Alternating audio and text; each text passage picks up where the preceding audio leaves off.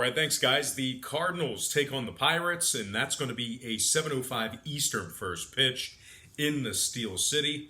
Now, we have no line currently posted for this game. We do have Daniel Ponce de Leon for the Cardinals, Trevor Williams for the Pirates. Williams comes into this game with a 3-3 record, 5.17 ERA, and a 1.36 WHIP. Meanwhile, on the other side, Daniel Ponce de Leon comes into this matchup with a 2.80 ERA for St. Louis. He also has a 1.02 WHIP. He has 41 strikeouts in just 35 and a third innings pitched. Now, Pittsburgh on the other side is fourth in the NL Central, 6 games under 500 at 46 and 52 overall for the year. They are 7.5 games back in the division. They're also pretty bad against the run line at home. Just 19 and 27 ATS at PNC Park. Now, the Pirates have dropped 7 out of their last 9 ball games. They rank 25th in runs allowed at home on average per game.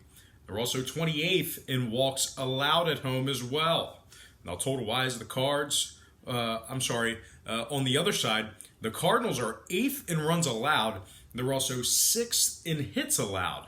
They've been winners in 4 out of their last 5 ball games.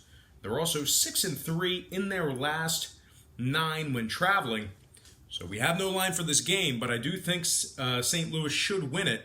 So give me the Cardinals winning this ball game outright for some money line cash. And before we go ahead and move on, just want to take a quick timeout and welcome you to the show. Got some lines and purslines out for Monday's Major League Baseball action. Happy Monday to you. But before we get into that, just want to quickly remind you to check me out on my website at patreon.com/BrockPage. We do daily plays on that website, and we have several different memberships and packages that you can subscribe to. We went 1-1 in our Patreon plays yesterday, looking to get a little bit better here today and have ourselves a winning day. Patreon.com/BrockPage. Link for that website is in the description section below. All right, let's go ahead and get into some more lines and personal leans. All starts Eastern Standard Time as we take a swig of the Café Bustelo. All right, our next matchup is going to be Rockies Nationals. 7:05 Nation's Capital. Once again, no line posted for this game. We have Peter Lambert for the Rockies, Eric Fetty for the Nats. Fetty comes into this game with a 3.50 ERA.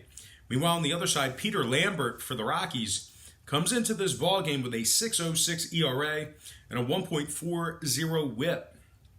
The Nationals are in second place in the NL East, 6 games over 500 at 52 and 46 overall for the year. They're also 26 and 20 at home, and they've won 14 out of their last 20 ball games at any location. The Nationals are 9th in walks allowed on average per game. They're also 6th in striking batters out. Now, on the other side, the Rockies are 25th in striking out per game. They're also dead last in Major League Baseball in hits allowed on average per game. And they are dead last in the NL West, 18.5 games back in that division. So once again, no line currently posted for this game, but I think the Nats should win it outright. Give me Washington winning this one outright for some money line cash. Next game, Cleveland taking on the Blue Jays, and that's going to be a 7:07 Eastern first pitch in Toronto. The Indians are minus 175, totals at 9. We saw a 25-cent move toward Cleveland and movement downward on the total. The Indians open $1.50 up to 175, total open 9.5 down to 9 flat. 55% are leaning Indians, 70% shaded toward the over. Right now, the Blue Jays are plus 155 on the money line. The Indians are minus $1.15 on the run line. We have Mike Clevinger for the Indians, Ryan Barucki for the Blue Jays. Barucki's making his first start of the season. Nice to see him back in action. Meanwhile, Clevinger on the other side for the Indians, 3-2 on the year, 3.57 ERA, 1.05 WHIP. Very good in the WHIP category there for Clevinger. He also has 58 strikeouts in just 35 and a third innings. Now, Toronto's been horrible this year. They're 27.5 games back in the AL East. They're also 38 and 63 Overall for the year, that's going to put them at 25 games under 500. They've also won just 18 out of 48 at home. They're 19 and 29 against the spread in that same category. Toronto's won just 3 out of their last 8 ball games. They rank dead last in hits on average per game. They also rank dead last in walks allowed on average per game as well. Now Cleveland on the other side, 3rd in runs allowed, 4th in hits allowed, 5th in striking batters out. Cleveland is 7-1 in their last 8, 13-3 in their last 16. They're also on a 6-game winning streak on the road, 6-0 in their last 6 when traveling. And for the record, Cleveland is 2nd in the AL Central, only 3 games back in that division behind Minnesota. Now, total-wise, Cleveland's 5-2 to the under when Clevinger makes the start. Toronto 3-1 to the under, taking on the Indians this year. Give me Cleveland minus 175 and the under 9 runs in that game. Next matchup, Red Sox, Rays, 7-10 Tampa Bay. The Red Sox are minus 110, totals at 9. We have Eduardo Rodriguez for the Red Sox, Jalen Beeks for the Rays. Beeks is 5-0 with a 2.78 ERA in relief. He is making his first start this evening. Meanwhile, Rodriguez on the other side for Boston comes into this matchup with a 4.34 ERA and a 1.30 whip. Now, Tampa Bay is 2nd in the AL East. They're 2 games back. They're 2 games ahead of Boston in that division. Tampa Bay is 1st in runs allowed. So very good on the defensive side of things, pitching side of things. They are ranking 1st in runs allowed on average per game in Major League Baseball. They're also 3rd in hits allowed and 3rd in striking batters out. Now, Boston on the other side, they rank 22nd in runs allowed, 20th in walks allowed. They've dropped 5 out of their last 6 head-to-head matchups with the Rays. Now, Boston's just 4-5 in their last 9. And should this line flip, the Red Sox are just 5-8 as the official Vegas underdog. So we haven't seen a whole lot of movement in the early wagering. Pretty good two-way action there. But should that line flip, just keep in mind that Boston has won just 5 out of their last 13 as the official underdog. Now, total-wise, Boston is 31-20 to the over on the road.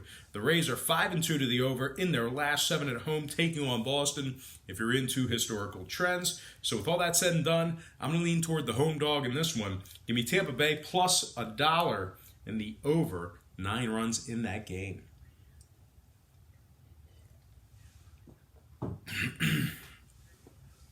All right, next game, Yankees, Twins. 8:10 Eastern first pitch in Minnesota. Pretty much a coin flip in this one. Both teams minus 105. Totals at 11. 51% of the consensus is leaning toward the Yankees. 56% is shaded toward the under. Right now, the Yankees are plus 140 on the run line. We have CC Sabathia for the Yankees, Martin Perez for the Twins. Perez comes into this game with an 8-3 record. He also has 89 strikeouts in just 101 innings. Now, CC on the other side comes into this game with a 4.06 ERA. He also has a 1.30 whip. Minnesota is 1st in the AL Central. They are 22 games over 500 right now at 60-38 overall for the year. They're also 30-19 at home, and they're 5-2 in their last 7 at home, taking on the Yankees. Now, Minnesota is 3rd in scoring on average per game. They're 2nd in hits and also 2nd in runs allowed at home. The Twins are 2nd in walks allowed at home as well. Minnesota is 22-16, taking on teams over 540. They're winning 70% of their games as the official home underdog. Should that line flip or even move just a little bit, they're also winning 74% of their games at the current market price. Now, the Yankees on the other side, not so hot when they're the underdog, so keep that in mind should this line move a little bit. The Yankees have won just 6 out of 16 games as the official Vegas underdog. They're also 17th in striking out, 22nd in runs allowed on the road, and 25th in hits allowed on the road. Now, total-wise, the Yankees are 31-12 to the over when traveling. They're also 10-5 to the over when CC makes the first pitch. Minnesota on the other side, 9-3 to the over in their last dozen, taking on the Yankees. Give me the Minnesota Twins, -105, and the over 11 runs in that game. Next matchup, Reds, Brewers. 8:10 Eastern first pitch in Milwaukee. The Brewers are -125, totals at 9. Not a whole lot of movement on the total in this one, but we did see a nickel move toward Milwaukee. The Brewers open $1.20 up to 125, totals at 9 flat. 66% are leaning Milwaukee, 59% shaded toward the under. Right now the Reds are +115 on the money line. Milwaukee plus $1.65 on the run line. We have Sonny Gray for the Reds, Chase Anderson for the Brewers. Anderson's 5-2 with a 3.96 ERA and a 1.22 WHIP. He also has 75 strikeouts in just 77 1/3 innings. Sonny Gray on the other side for the Reds, 5-6 on the year. Milwaukee's second in the NL Central, 2 games back in that division. They're also 30-21 at home, 41-31 as the favorite. The Brewers are 5th in offensive walks, 9th in striking batters out. Winners in 5 out of their last 6 ball games. They're also winning 60% of their games at the current market price. Now the Reds on the other side, little bit different story. Winners in just 9 out of 32 ball games played at the current market price. They've also won just 16 out of 43 as the official road underdog. Cincinnati is dead last in the NL Central. They are 44-53 overall for the year, 9 games back in that division. They also rank 24th in runs allowed on the road, and they are second to last in hits allowed on the road. Now, total-wise, Cincy is 5-2 to the under in their last 7. Milwaukee 8-5 to the under, taking on the Reds. I'm going to lean Milwaukee Brewers -125 and the under 9 runs in that matchup there. Next game, Marlins, White Sox. 8:10 guaranteed rate field in Chicago. The White Sox are -115, totals at 9.5. We saw a 20-cent fade of Chicago and movement downward on the total. Chicago opened at 135, down to 115. Total open 10, down to 9.5. 66% are leaning White Sox, 67% shaded toward the over. Right now, the Marlins are +105 on the money line. White Sox +$1.65 on the run line. We have Trevor Richards for the Marlins, Ivan Nova for the White Sox. Nova comes into this game with a 4-9 record, 5.86 ERA, and a 1.57 WHIP. The White Sox are 15 games back in the AL Central, just 44-52 overall for the year. They're also 18-27 against the spread at home. The White Sox rank 27th in scoring, 26th in walks allowed, losers in 8 out of their last 10 games. Now the Marlins on the other side, 26-21 against the spread away from home. They're also 6th in runs allowed on the road and 6th in hits allowed on the road. Believe it or not, Miami is 12-6 in their games at the current market price. Now, total-wise, the Marlins are 69% to the under, taking on a total of 9 or higher. They're also 5-11-2 to the under on the road. They're 11-5-2 to the under on the road when the line was 9 or higher as well. So with all that said and done, I'm going to lean Marlins +105 and the under 9.5 in that game.